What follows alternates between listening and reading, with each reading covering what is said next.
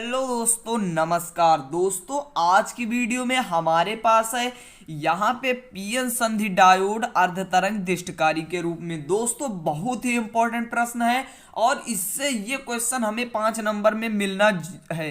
ये क्वेश्चन अगर हमें आप तैयार कर लेते हैं तो हमें एग्जाम में कोई दिक्कत नहीं होगी। 5 नंबर बिल्कुल तय है। अर्ध तरंग या पूर्ण तरंग तो हमें आना ही आना है, एग्जाम में जरूर मिलना है, तो इसे जरूर अच्छे से तैयार कर लीजिएगा ताकि कोई दिक्कत ना हो। तो इसके लिए मैं आपको एक यहाँ पे समझा दूंगा अच्छे से, आपको इस वीडियो के बाद पूरा अच्छे से समझ में आ जाएगा। दोस्तों बहुत ही आसान है और बहुत ही ज़्यादा आप इसे अच्छे से समझ जाएंगे। आप इस वीडियो को पूरा जरूर देखिएगा। तो चलिए शुरू करते हैं। यहाँ पे सबसे पहले ये हमें चित्र बनाना होगा। तो इसके लिए सबसे पहले हमें हेडिंग डाल देनी होगी पीएन जंक्शन डायोड या पीएन संधि डायोड अर्धतरंग दीष्टकारी के रूप में। फिर यहाँ पे आपको ये चित्र मैं पहले समझा देता हूँ, फिर उसके बाद लिखना बताऊंगा लिखना कैसे है। तो सबसे पहले चित्र का एक सिंपल सा मतलब है। सबसे पहले हम एक ट्रांसफार्मर लेते हैं। एक कुंडली, पहली कुंडली में कम फेरे हैं, दूसरी में ज्यादा फेरे हैं। ठीक, यहां से हम इसे प्रवेश कराएंगे धारा यानी प्रत्यावर्ती निवेशी वोल्टेज से हम इस सिरे को जोड़ देते हैं। और अगला जो सिरा है इससे हमें निर्गत वोल्टेज प्राप्त होगा, यानी हमें जो धारा प्राप्त होगी वो प्राप्त होगी। तो ये जो है ये सिद्धांत, ये पूरा विधि ये अग्रामीनत पर कार्य करती है। तो यहाँ पे सबसे पहले जब हम इसे धारा देते हैं, यहाँ पे इसका मतलब जो होता है हम इसे एसी करंट से हमने इसे जोड़ दिया है। अब यहाँ पे जब ये आता है तो यहाँ से सबसे पहले S1 सिरा जो है पॉजिटिव होगा, S2 सिरा निगेटिव होगा और पॉजिटिव की दिशा से ही धारा निकलती है। बैटरी जैसे हम लेते हैं तो बैटरी में ये पॉजिटिव या निगेटिव तो इसी दिशा से धारा निकलती है। तो ये पॉजिटिव है, ये निगेटिव है, तो S1 सिरे की ओर से धारा निकलेगी।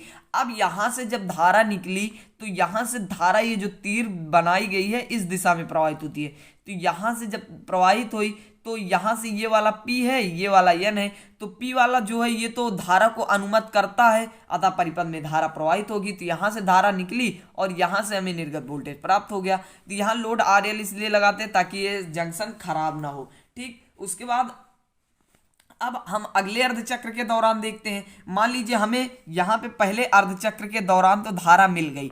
तो सबसे पहले जब हमने यहाँ पे निर्गत वोल्टेज इसे दिया, यहाँ पे निवेशी वोल्टेज, तो सबसे पहले अर्धचक्र के हमने ये निवेशी वोल्टेज दिया है। ठीक है, यहाँ से देने के बाद तो पहले अर्धचक्र के दौरान तो हमें धारा मिल गई, तो पहला अर्धचक्र हम छोड़ देते हैं। अब देखते हैं अगला अर्धचक्र। अब अगले अर्धचक्र में क्या होगा, अगला अर्धचक्र जब हम करेंगे तो S2 सिरा जो है ये वाला, ये पॉजिटिव हो जाएगा, यानी ये पॉजिटिव हो जाएगा और ये निगेटिव हो जाएगा। तो धारा किस दिशा से बहेगी, पॉजिटिव, यानी अब जो दिशा होगी वो ये दिशा होगी। तो तीर द्वारा दिखाई गई दिशा अब उल्टी हो जाएगी, तब धारा इस दिशा में। लेकिन आपने जब धारा का प्रवाह पढ़ा पीएन संधि डायोड में तो वो कहता है कि जब ये जो पूरा परिपथ है पश्च दिशिक हो जाता है और पश्च दिशिक में धारा प्रवाहित ही नहीं होती, एकदम नाम मात्र की, यानी म्यू एम्पियर होती है। म्यू एम्पियर 10⁻⁻⁶ बहुत ही, यानी धारा ही नहीं प्रवाहित होगी।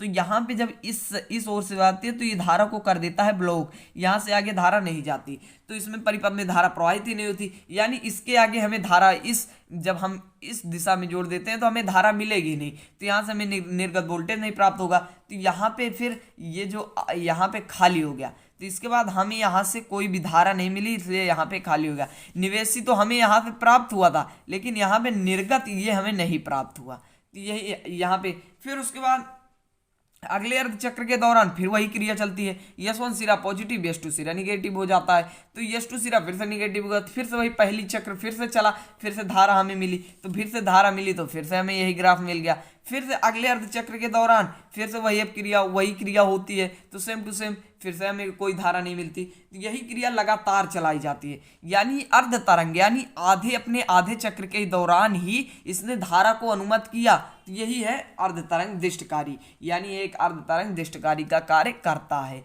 तो इसको अब लिखना कैसे, सबसे बड़ी बात यही। सबसे पहले जैसा कि मैंने आपको बताया ऐसा हेडिंग लिख देना है, पीएन जंक्शन डायोड अर्धतरंग दीष्टकारी के रूप में। ठीक, तो अर्धतरंग दीष्टकारी के रूप में आपने लिख दिया।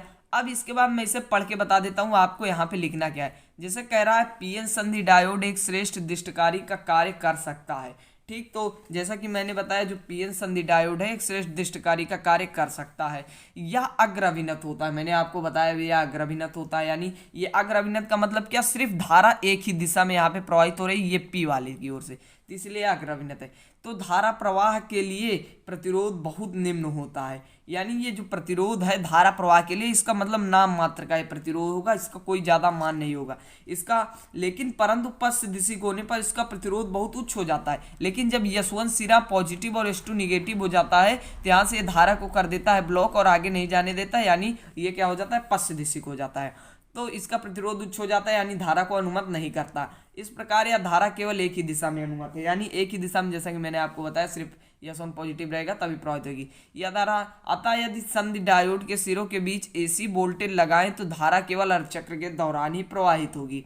ठीक, अतः यह एक अकेला संधि डायोड पीएन संधि, यहाँ पे एक अकेला ही क्यों लिखा, तो जब हम यहाँ पे दो लगा देते हैं तो अगली वीडियो में आपको देखने को मिलेगा पूर्ण तरंग दिष्टकारी, तो उसमें हम दो लगाते हैं तब हमें पूर्ण तरंग दिष्टकारी, तो इसलिए हमने लिखा एक अकेला संधि डायोड और तरंग दिष्टकारी का कार्य कर सकता है। फिर आपको अच्छे से ये चित्र बना देना है। ये चित्र बनाने के बाद फिर से आपका जान लीजिए 2.5 नंबर पक्का हो गया है। अब हमारा 2.5 नंबर जो है वो क्रिया विधि पे मिलने वाला है, तो यहाँ से इतना बना देंगे। अब उसके बाद हमें जो अगला लिखना है तो यहाँ से हमें ये ग्राफ बना देना है, एक निवेशी वोल्टेज एक निर्गत वोल्टेज। निवेशी में क्या है, आपको पूरा धारा बना देना, और निर्गत में क्या, ऐसे ऐसे थोड़ी थोड़ी जगह छोड़ के आपको बनाए।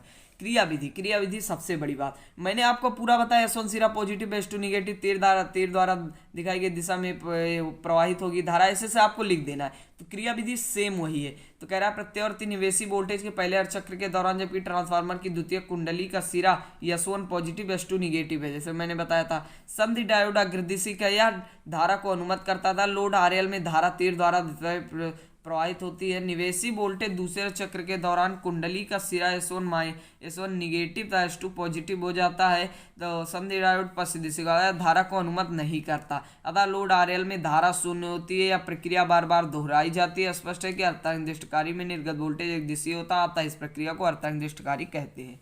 तो दोस्तों आसान बहुत था, मैंने आपको यहाँ पे बताया, ये से आपका लिख देना है, बस यहीं पे आपका खत्म। 2.5 नंबर क्रिया विधि का है, यहाँ पे 1 नंबर चित्र का है और 1.5 नंबर उसका है, तो कुल मिला के आपको 5 नंबर मिल जाएगा इसी पे।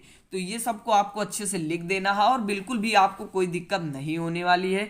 तो इसको जो है आपको ये चित्र अच्छे से तैयार कर लेना है और इन दोनों ग्राफ को अच्छे से तैयार कर लेना है। अगली वीडियो में जो आपको देखने को मिलेगा पूर्ण तरंग दिष्टकारी के रूप में पीएन संधि को कैसे प्रयोग कर सकते हैं। तो दोस्तों ये पार्ट जो है बहुत इंपॉर्टेंट है, फोटो डायोड ये सब आपको तैयार कर लेना है। तो दोस्तों मिलते हैं अगले नए वीडियो में, तब तक के लिए बाय बाय, टेक केयर।